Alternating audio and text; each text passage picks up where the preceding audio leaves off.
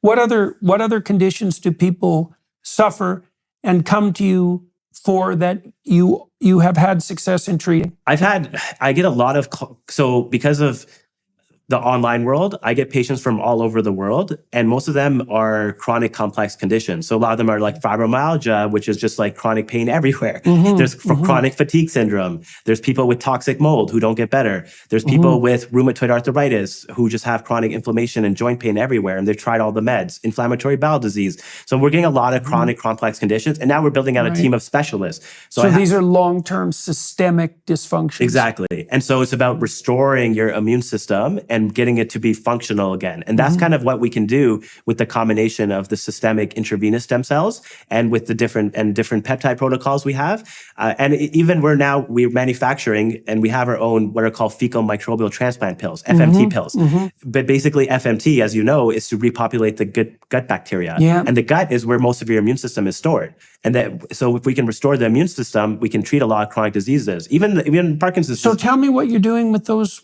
So we have our own process to manufacture FMT. We have a human microbiome. Is this in Canada? No, Mexico. In Mexico. So we have a manufacturing plant there. That's where we do stem cell manufacturing. And is that product available already? It'll be available in the next few months. Oh, yeah. So our scientists, her name is Dr. Caroline Ganabis, great PhD human microbiome specialist. And this is her specialty. And she has her own proprietary process on how to manufacture these pills, select for the donors, and give them to patients. And the beautiful part about these treatments are only 1 week long, and they can have a huge impact on your body. And again, who do the fecal transplant pills work best for?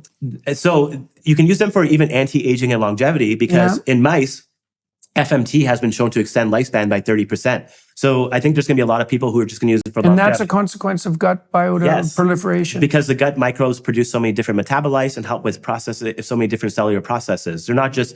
That can be used post-antibiotic treatment as well, right? Yes, and so we're going to make one for children as well, because a lot of toddlers and a lot of young kids unfortunately get antibiotics like crazy when they're young. And there's actually in cesarean birth actually is a problem, right? Do you want to explain that? Yeah, because you don't get exposed to the vaginal flora, which is the bacteria. So I recommend anyone who gets a C-section just take the stuff down there after your baby's born and rub it on their face, right? And just get them that exposure to the good bacteria. So the reason is because... that's a good example of just how bloody complex things are. Exactly. Because who the hell would have ever guessed that a cesarean birth would cause post-birth trouble years later because there wasn't the proper trip through the vaginal canal? Man, that's unbelievably complicated. It is. And that's why what we got to learn are principles. What's the principle of the human body? Immune dysfunction is one of the most important principles that govern so many different chronic diseases. So if we can train your immune system properly at a young age, I always say your immune system's like a teenager. If you don't train it properly, it's going to misbehave when you're older.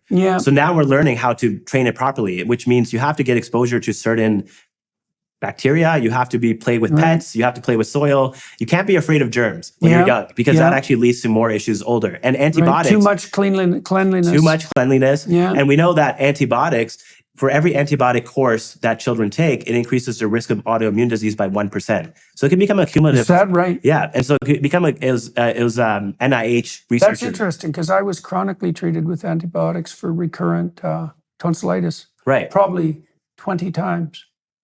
So, and I think a problem, and we talked about the beginning of the interview, what we did for you, I think you have a component of immune dysfunction, which is why we're going to be doing these different cell therapies to get your immune system functioning again and get you out of this chronic pro-inflammatory state.